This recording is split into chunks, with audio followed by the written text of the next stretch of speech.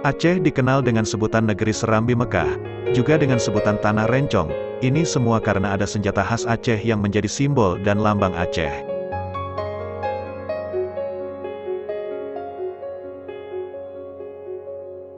Nama Rencong sebenarnya berasal dari runcing, kemudian berubah menjadi rincung, yang kemudian berubah lagi menjadi rencong, bahasa Aceh, rincong. Adapun bentuk salinan dari ujungnya yang tajam itu adalah dari huruf mim sebagai bentuk rencong. Huruf mim ini mempunyai suatu sejarah pada awal penciptaannya, bahwa dijadikan huruf mim itu disertai dengan suatu cahaya yang menerangi alam jagat raya. Itulah cahaya Nur Muhammad, demikian menurut sebuah riwayat yang ada.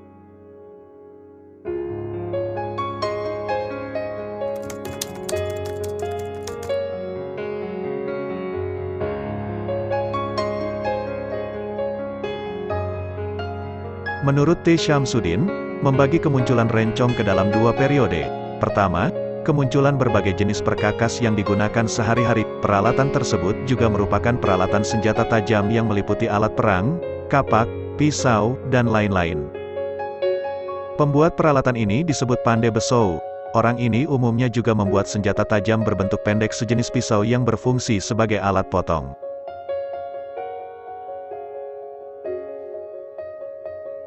Kedua, rencong sebagai senjata dalam peperangan.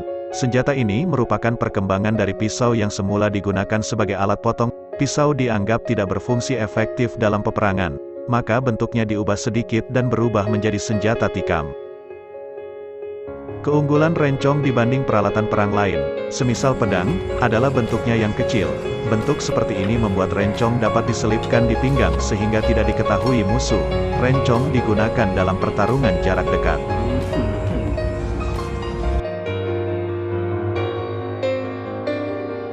Sama dengan peralatan dari besi lainnya, rencong pada awal kemunculannya dibuat oleh pandai besou. Hanya saja orang yang membuat senjata ini adalah pandai besou yang sudah terampil. Ia harus mampu menciptakan senjata yang ampuh sebagai alat perang serta bentuk yang indah sebagai benda pusaka.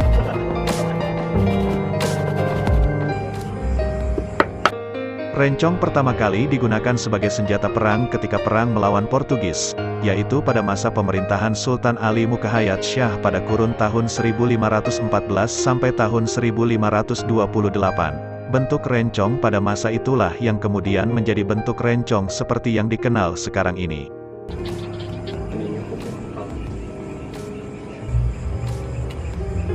Adapun tangkai tempat memegangnya serta sarungnya itu diambil dari bentuk gajah.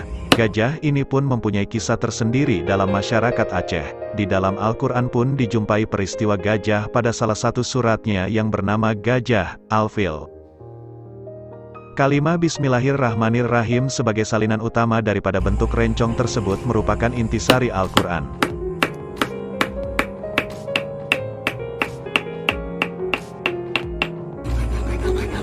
Bentuk rencong menunjukkan hubungan erat senjata ini dengan nuansa Islam. Rangkaian huruf Arab ba, sin, dan lam kemudian menyerupai bentuk kalimat bismillah. Namun, bentuk ini seperti kalimat itu hanya abstrak saja, tidak benar-benar membentuk kalimat itu. Bentuk yang diserupakan dengan kalimat suci itu lalu menjadi dasar bahwa rencong tidak boleh digunakan sembarangan. Senjata ini hanya boleh digunakan untuk kebaikan, atau membela diri, dan berperang di jalan Tuhan.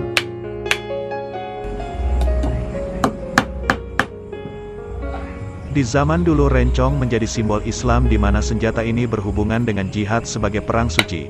Oleh karenanya, ketika berperang dengan senjata ini, pengguna akan mendapat kekuatan dari Allah. Selain itu, rencong dikatakan juga mempunyai ilmu yang dapat diartikan sebagai kekuatan yang ada pada rencong tersebut.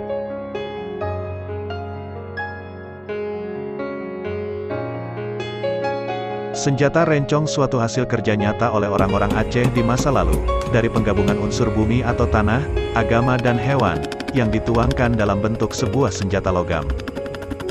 Maka sudah sewajarnya bagi generasi penerusnya berkewajiban untuk melestarikan, memelihara dan menjaga akan pusaka daerah ini. Di samping itu kita telah turut berpartisipasi penuh memuliakan serta mengagungkan kalimat Allah di bumi ini.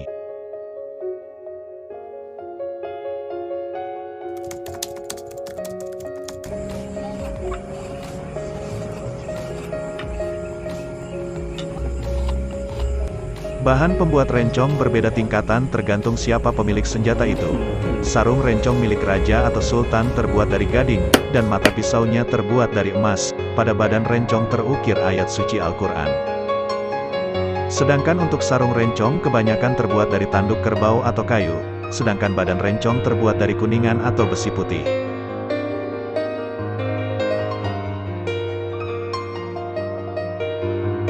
Bentuk rencong dipengaruhi oleh senjata-senjata di Turki dan anak benua India.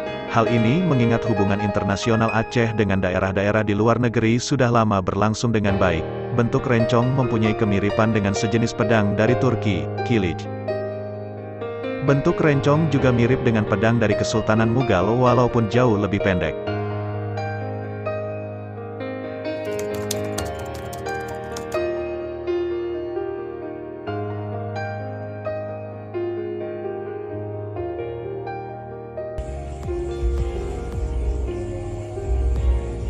Ciri rencong mepuco adalah ukiran emas pada gagang bagian atas. Gagang rencong jenis ini terlihat kecil di bagian bawah, kemudian membesar di bagian atasnya. Ukiran pada bagian gagang senjata ini ada bermacam-macam, ada yang berbentuk kembang daun, mawar, dan berbagai bentuk huruf Arab. Bentuk-bentuk ukiran tersebut tidak menunjukkan maksud atau makna tertentu. Namun, ukiran-ukiran pada gagang senjata ini merupakan ukiran yang disenangi pemiliknya. Bahan ukiran ini juga berbeda antara satu dengan yang lain, ada yang terbuat dari emas murni dan ada pula yang terbuat dari suasa, yaitu bahan campuran emas dan tembaga di mana jumlah tembaga lebih banyak.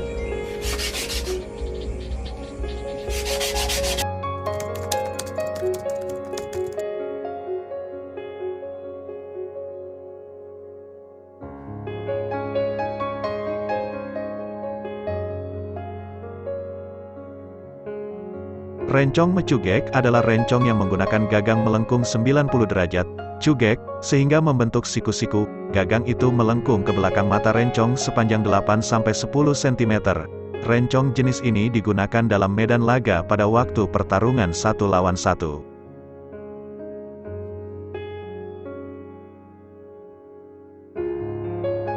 Masyarakat Aceh sudah menggunakan senjata jenis ini sejak peperangan melawan penjajah. Cugek pada senjata ini dimaksudkan untuk lebih memudahkan seseorang untuk menyergap dan menikam lawan dan mencabutnya kembali dengan mudah. Oleh karena itu, fungsi cugek adalah untuk menahan genggaman tangan pada rencong agar tidak terlepas.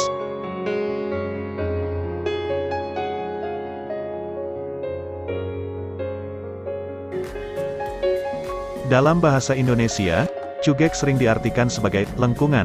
Jadi, rencong mecugek adalah rencong yang melengkung pada bagian sumbunya. Rencong jenis ini terkenal paling ampuh bagi masyarakat Aceh. Gagang dan sarung rencong mecugek ada yang terbuat dari gading, ada pula yang terbuat dari tanduk kerbau.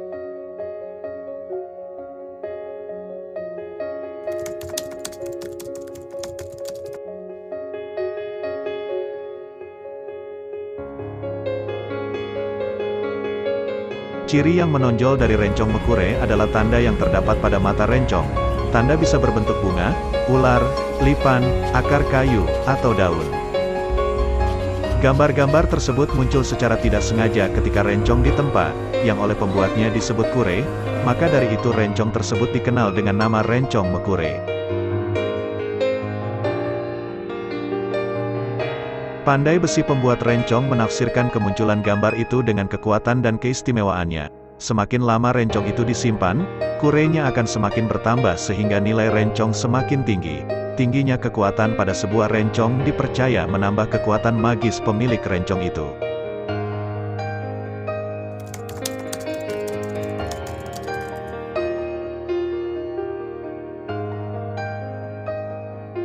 Pudoi berarti tidak sempurna atau setengah. Ketidaksempurnaan ini terdapat pada tidak adanya gagang pada rencong tersebut dan karena itulah rencong ini dinamakan rencong pudoi. T. Syamsuddin menuliskan riwayat rencong pudoi sebagai berikut.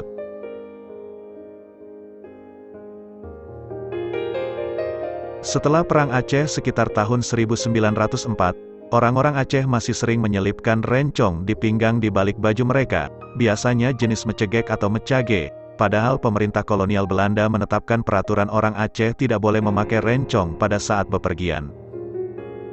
Larangan itu bertentangan dengan tradisi Aceh yang menganggap rencong sebagai perhiasan dan alat membela diri sewaktu-waktu.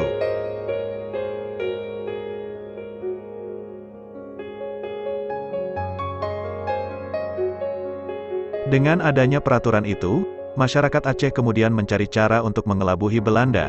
Caranya adalah dengan mengubah bentuk gagang yang biasanya menyembul dari balik pakaian menjadi bentuk rencong pudoi.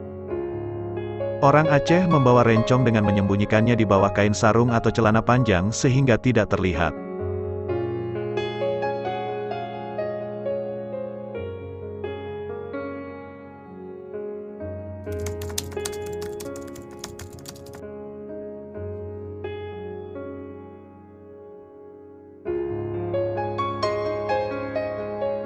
Ciri khas rencong Hulu Puntong adalah terbuat dari bahan yang beragam seperti mata rencong yang terbuat dari logam, gagang rencong dari tanduk kerbau dan sarung rencong terbuat dari kayu.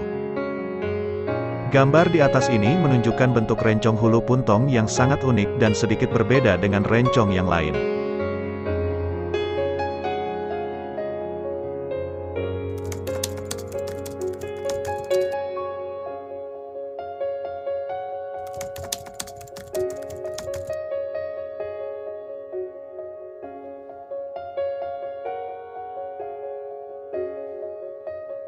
Hulu rencong disebut juga gagang rencong, yaitu tempat untuk menggenggam senjata tersebut.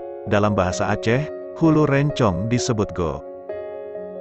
Bagian ini sangat diperhatikan oleh pengguna, terutama pada keindahan dan kekuatannya, sehingga bahan yang kuat pun diperlukan untuk membuat hulu rencong, misalnya tanduk atau gading. Hulu rencong terbuat dari gading dan tanduk kerbau atau sapi yang sudah cukup tua.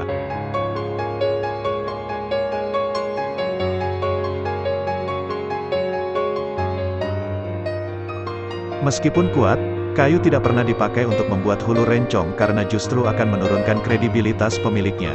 Kalau rencong menggunakan hulu dari kayu, maka senjata ini tidak berbeda dengan senjata tajam biasa.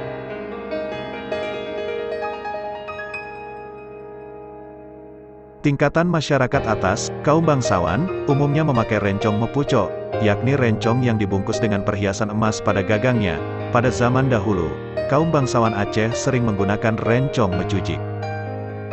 Rencong ini gagangnya terbuat dari gading gajah dan kadang-kadang dihiasi dengan perhiasan pada sumbunya. Sedangkan masyarakat umum menggunakan rencong yang gagangnya dibuat dari tanduk yang sudah diulas licin, sehingga mutunya tidak kalah dengan rencong yang sumbunya terbuat dari gading atau bergagang pucok.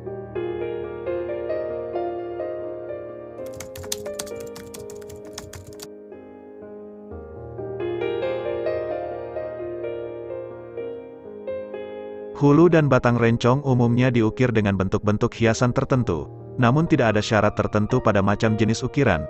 Pemilik rencong bebas memilih bentuk ukiran yang mereka sukai karena ukiran-ukiran ini tidak mempunyai makna tertentu.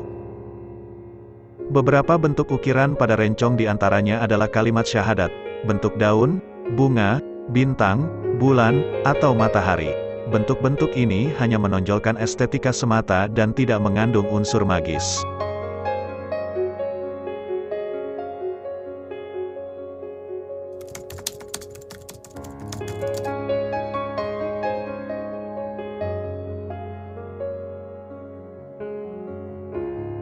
Perut rencong adalah bagian rencong yang terdapat di bagian tengah mata rencong. Perut rencong merupakan bagian mata rencong yang lebih lebar dibanding ujung dan pangkal rencong. Fungsi perut rencong adalah untuk membelah. Lengkung rencong ini memberi batas tertentu yang berfungsi sebagai pengendali gagang atau sebagai alat untuk menekan.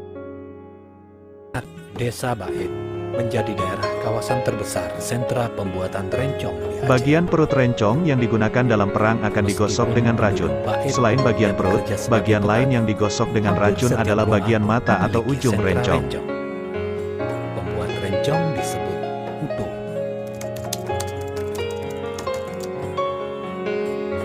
Para utuh bekerja setelah menyelesaikan pekerjaan utama mereka sebagai petani. Ujung rencong merupakan bagian rencong yang tajam.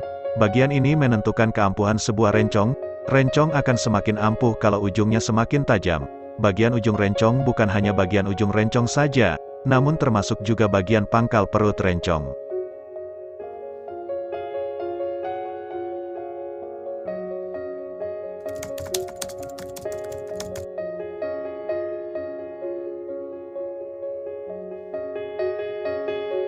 Batang rencong, bak rincong, adalah mata rencong yang pertama setelah tenggorokan atau leher rencong.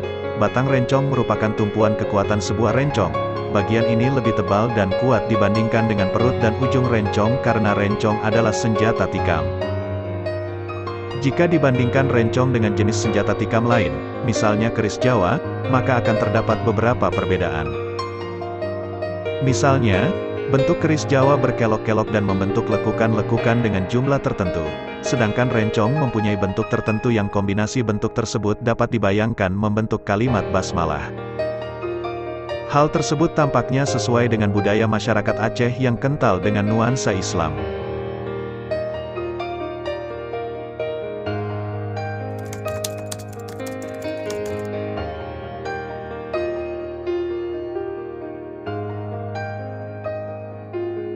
Rencong mempunyai beberapa fungsi dalam masyarakat Aceh seiring dengan perkembangan waktu.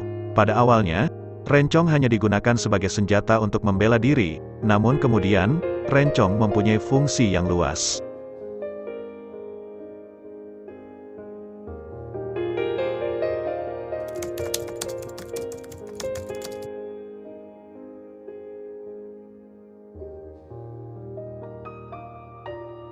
Fungsi utama rencong adalah sebagai senjata yang digunakan dalam berbagai peperangan dalam menghadapi musuh. Rencong menjadi senjata andalan ketika Belanda menyerang Aceh.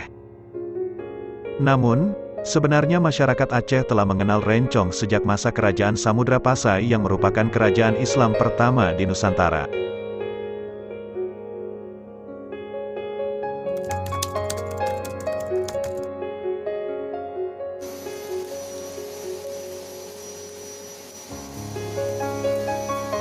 Seiring dengan perkembangan menuju zaman modern, rencong pun mulai meluas fungsinya. Senjata ini juga menjadi alat perhiasan sehari-hari kaum pria Aceh. Rencong disisipkan di pinggang sebagai pelengkap pakaian adat Aceh untuk kaum laki-laki. Dalam kehidupan sehari-hari, kaum laki-laki di Aceh membawa rencong ketika bepergian. Selain itu, rencong dipakai sebagai peralatan tambahan dalam kesenian, terutama tari sedati dan tari ratoh. Para penari menyelipkan rencong di pinggang mereka, yang kemudian diikat dengan selendang berwarna merah atau hijau.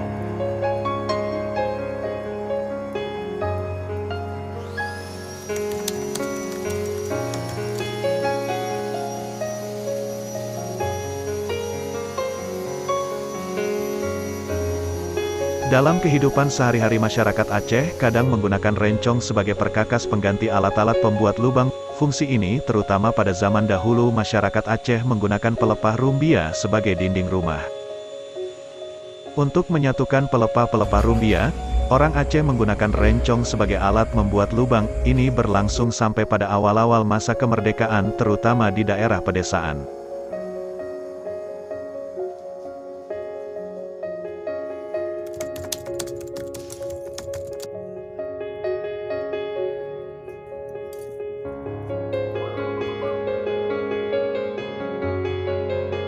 Sebagai senjata tradisional, rencong mengandung beberapa makna yang dapat dikembangkan, baik masyarakat Aceh maupun bagi masyarakat yang lain.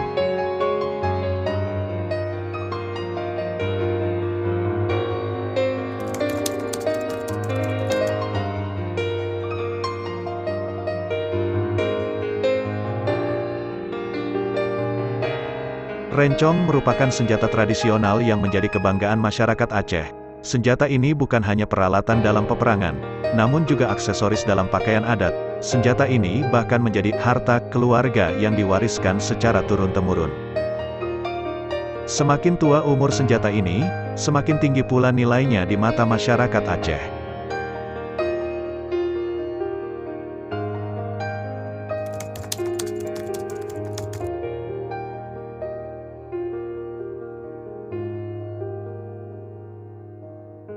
Rencong merupakan salah satu karya seni masyarakat Aceh. Melalui senjata ini, para ahli pembuat senjata menuangkan ide kreatifnya dalam berbagai bentuk ukiran, hiasan, dan tempaan. Rencong juga mempunyai berbagai bentuk yang bermacam-macam sehingga para pembuat rencong dapat memaksimalkan kemampuan mereka untuk membuat senjata ini.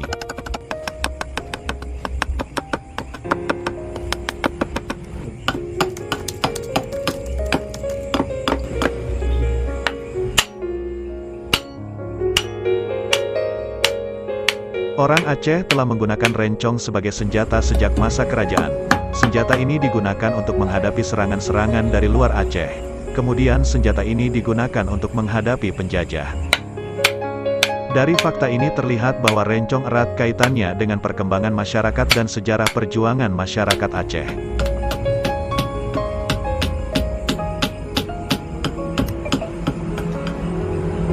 Rencong merupakan warisan pusaka tradisional yang menjadi kekayaan tradisi Aceh. Bagi masyarakat Aceh, rencong merupakan kekayaan yang tak ternilai harganya.